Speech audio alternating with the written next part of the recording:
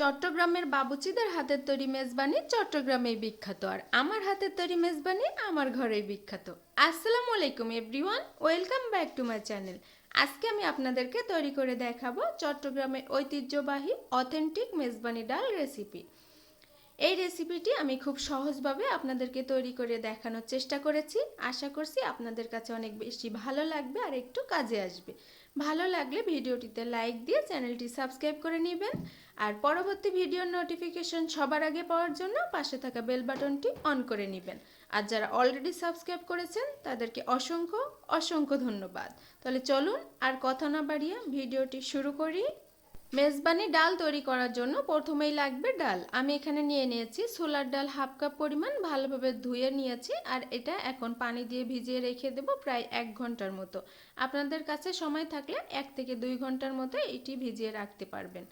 এখন আরও লাগবে সেটা হলো লাউ। এখানে আমি জালি লাউ নিয়ে নিয়েছি, একবারে কচি লাউ সেটা এইভাবে পাতলা পাতলা কেটে নিয়েছি। এখন এটা সরিষার তেল দিয়ে মাখিয়ে রেখে দিব এক সাইডে।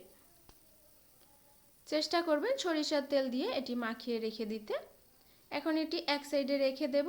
আর যেটা লাগবে অথেন্টিক মেজবানি ডাল তৈরি করার জন্য যেটা লাগে সেটা হলো গরুর চর্বি, হাড়, এগুলো থেকে সবথেকে ভালো রেজাল্টটা পাওয়া যায়। এজন্য আমি এখানে গরুর চর্বি, হাড় সহ মাংস নিয়ে নিয়েছি প্রায় 800 গ্রামের মতো। এখন এটি আমি মেরিনেট করে নেব। চুলায় প্যানে বসিয়ে দিয়ে আমি এখানে দিয়ে দিচ্ছি 1 কাপ পরিমাণ পেঁয়াজ কুচি, আর দিয়ে দিচ্ছি শুকনা মরিচ বাটা 8 থেকে 10টি। ঝালের পরিমাণটা আপনারা বাড়িয়ে কমিয়ে নিয়ে নিতে পারবেন। সাথে দিয়ে দিচ্ছি মৌরি বাটা 1 চা চামচ মৌরি আমি বেটে নিয়েছি। সাথে এখন দিয়ে দিব 1 চা চামচ রাঁধুনি বাটা। এই রাঁধুনিটা আপনারা যে কোনো সুপার শপ কিংবা বড় কোনো মশলার দোকানে পেয়ে যাবেন। আর এখন দিয়ে দিচ্ছি সাদা সরিষা বাটা 1 চা চামচ। 1 চা চামচ সরিষা আমি বেটে নিয়েছি।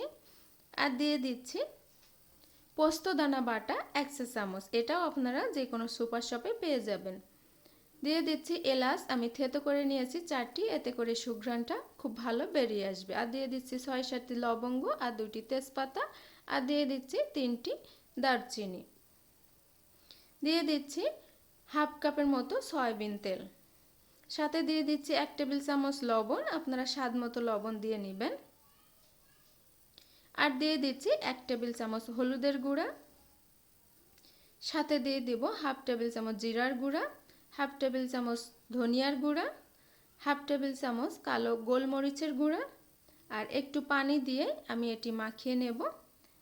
এখানে আমার একটি স্কিপ হয়ে গিয়েছে, এই মাখানোর আগে আমি এখানে আদা রসুন বাটাটা দিতে ভুলে গেছি। এজন্য একটু মাখিয়ে নিয়ে আমি এখানে দিয়ে দিচ্ছি 1 টেবিল চামচ পরিমাণ রসুন বাটা আর 1 টেবিল চামচ আদা বাটা দিয়ে আবারও খুব ভালোভাবে এটা মাখিয়ে নিয়ে, আর হাতটা ধুয়ে যে পরিমাণ পানি প্রয়োজন একটু পানি দিয়ে আমি এটি কষিয়ে রান্না করে নেব। আর চুলার আঁচটি হাই হিটে দিয়ে ঢাকনা দিয়ে ঢেকে আমি রান্না করে নেব। এর ভেতরে কিন্তু মাংসটা অনেকটা সিদ্ধ হয়ে যাবে আর মাংস থেকে অনেকটা পানি ছেড়ে দিবে। কিছুক্ষণ পর ঢাকনাটা উঠিয়ে নিয়েছি, দেখতে পাচ্ছেন কতটা পানি ছেড়ে দিয়েছে মাংসটা থেকে। আর যেহেতু এটাতে চর্বির পরিমাণ বেশি আছে এজন্য উপর থেকে কিন্তু অনেক তেল ছেড়ে দিবে। যে পরিমাণ তেল দিয়েছি মনে হবে যে অনেকটাই তেল দিয়েছি, কিন্তু চর্বির কারণে উপরে অনেকটা তেল ভেসে উঠবে। দেখতে পাচ্ছেন কিছুক্ষণ পরে আবারও ঢাকনা উঠিয়ে নিয়ে আবারও কষিয়ে নিচ্ছি। এখানে কিন্তু মাংসটা থেকে তেল ছেড়ে দিয়েছে আর মশলাটা খুব ভালোভাবে কষানো হয়ে গিয়েছে।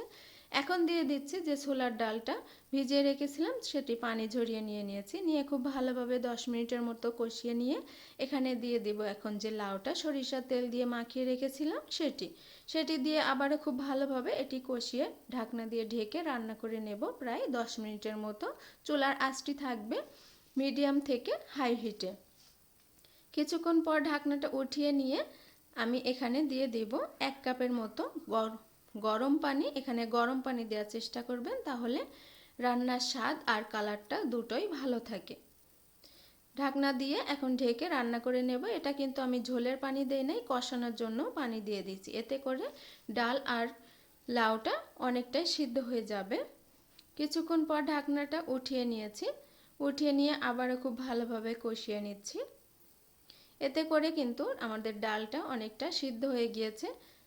এখানে একটা স্কিপ হয়েছে, সেটা হলো আমি এখানে আলু দিতে ভুলে গিয়েছি, এজন্য অফলাইনে আলু দিয়েছি 2টি। আপনারা চাইলে এটা স্কিপ করতে পারেন। এখন আমি ঝোলের পরিমাণ দিয়ে দিচ্ছি। এখানে দিয়ে দিচ্ছি 2 কাপ পরিমাণ কুসুম গরম পানি। পানি দিয়ে ঢাকনা দিয়ে ঢেকে এটা আমি রান্না করে নেব। রান্না করে নিয়েছি, পানিটা অনেকটা শুকিয়ে গিয়েছে। এই পর্যায়ে কিন্তু আপনারা আরও যদি পানির প্রয়োজন হয় সেক্ষেত্রে আপনারা গরম পানি দেওয়ার চেষ্টা করবেন। এখন এটি আমি এখানে আরও একটি সুঘ্রাণ করার জন্য দিয়ে দিচ্ছি 1 চিমটি পরিমাণ গরম মশলা পাউডার, আর দিয়ে দিচ্ছি 5-6টি কাঁচামরিচ। এতে করে খুব সুন্দর একটা ফ্লেভার অ্যাড হবে।